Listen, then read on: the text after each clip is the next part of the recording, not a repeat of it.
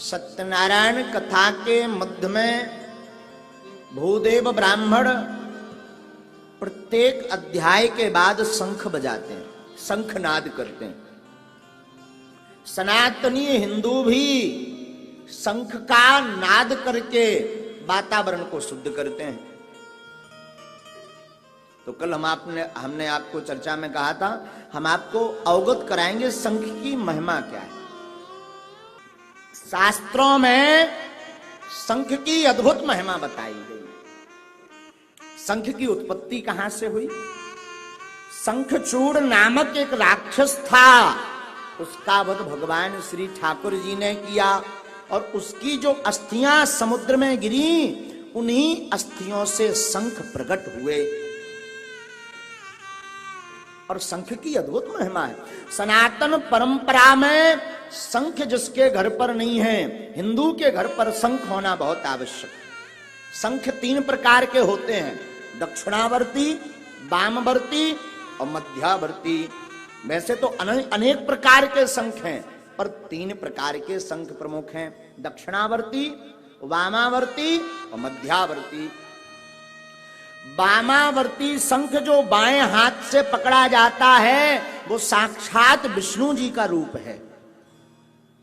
दक्षिणावर्ती जो दाहिने हाथ से पकड़ा जाता है, वो साक्षात मां लक्ष्मी जी का रूप है। मध्यावर्ती जो शंख है, जिसका मुंह बीच से खुला रहता है, वो साक्षात गणेश जी का रूप है। और सनातनियों में आदि काल से ही कोई भी शुभ काम करने के पहले शंख की नाद दी जाती। पूजा करते हैं तो आचार्य शंख बजाते हैं। महाभारत काल में शंख बजा करके महाभारत का युद्ध प्रारंभ हुआ। भगवान के ठाकुर जी के पास जो शंख है, उसका नाम था पांचजन्य।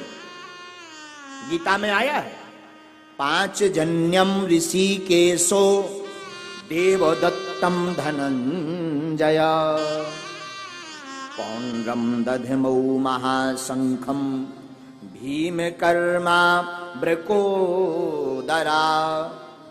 भगवान कृष्ण के पास पांचजन्य नामक शंख था।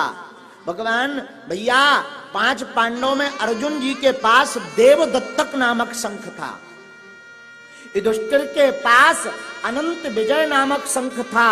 युधिष्ठिर जी अनंत विजय से, अनंत विजयम राजा कुंती पुत्रो युधिष्ठिरा नकुल सहदेवस्य सुघोषमणि पुष्पिकौ। नकुल जी के पास में सुघोष नाम का शंख था। भीमसेन के पास में पौंड्र नाम का शंख था और सहदेव जी के पास में मणि पुष्पक नाम का शंख था। और सबसे विशाल गर्जना नाद जिसकी थी, वो पांचजन्य नामक शंख की थी। अद्भुत शंख है पांचजन्य। और जिस हिंदू के घर पर शंख नहीं है, उसके घर पर प्रेतों का वास होता है। भैया शंख अद्भुत है, शंख की महिमा अद्भुत है। हम कल आपको बता रहे थे सत्यनारायण क्यों करवानी चाहिए। सत्यनारायण में भागवत में शंख का प्रयोग आज के जमाने में, जब से जो मॉडर्न जमाना होगा, जब से भागवत में तो शंख को प्रयोग कम होगा, लेकिन सत्यनारायण की कथा में जरूर होगा। जो भूदेव ब्राह्मण है वो शंख लेकर आते, गरुड़ बजाते और शंख बजाते।